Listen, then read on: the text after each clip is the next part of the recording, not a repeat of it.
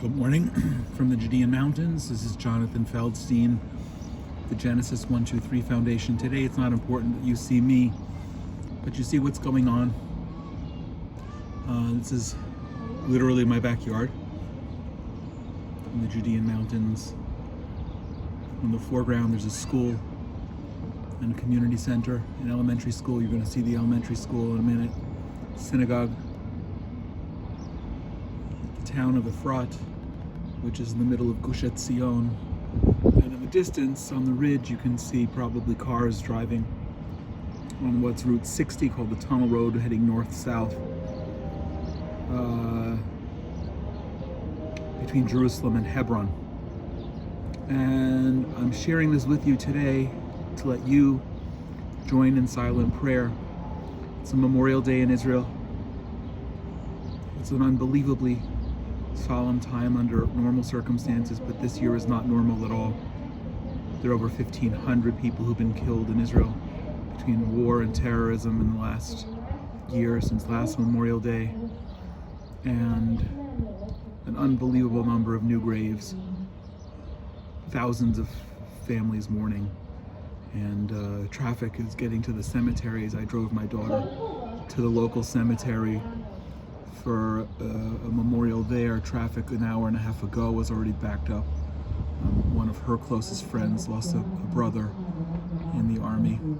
What I want you to pay attention to in just a moment, siren is going to sound. It's very jarring. Siren's going to sound for 2 minutes and I'll be quiet, and you'll see the ceremony taking place downstairs come to a halt.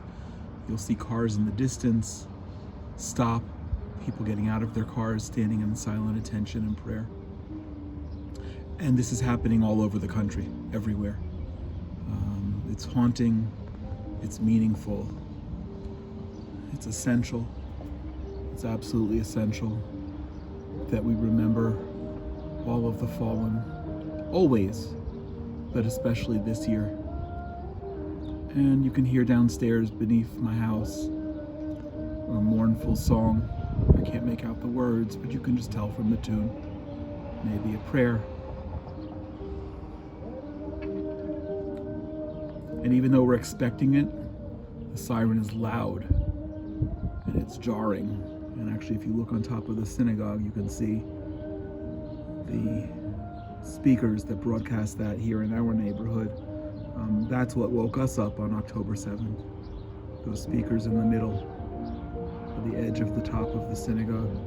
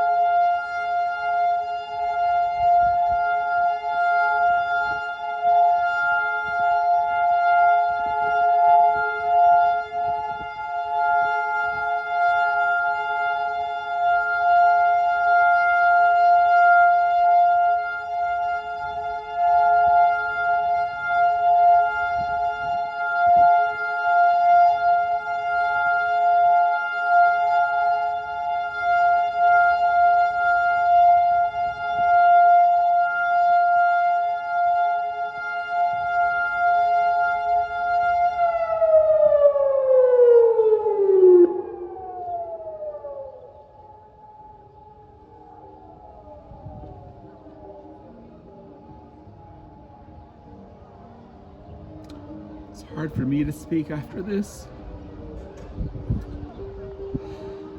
just because the loss is so enormous. When you look at the little children in elementary school, and not far from here, my grandchildren, who are 3, 5, and 2 today. And this is how we raise this is Israeli nationalism. This is what we do. We always pray that next year there won't be any more names. It's enough already. 30,000 people have been killed in war and terror since the founding of the state. It's enough. It's enough suffering. It's enough loss. It's enough heroism. But it is the life here. And I'll be honest, I wouldn't choose it. I wouldn't choose anything else. I just would like to see our enemies stop being enemies. If you're watching this and it's before May 15th, I want to encourage you to go to the Genesis 123 Foundation website at genesis123.co and register now to join us for the global prayer for Israel. We were going to pray for that. We're going to pray that God will change the hearts of our enemies, and for the hostages, and for the soldiers, and for all of their families. And if you weren't in the moment and were just jarred, rewind this video and watch it again and take those 2 minutes of silent devotion and prayer. God bless you.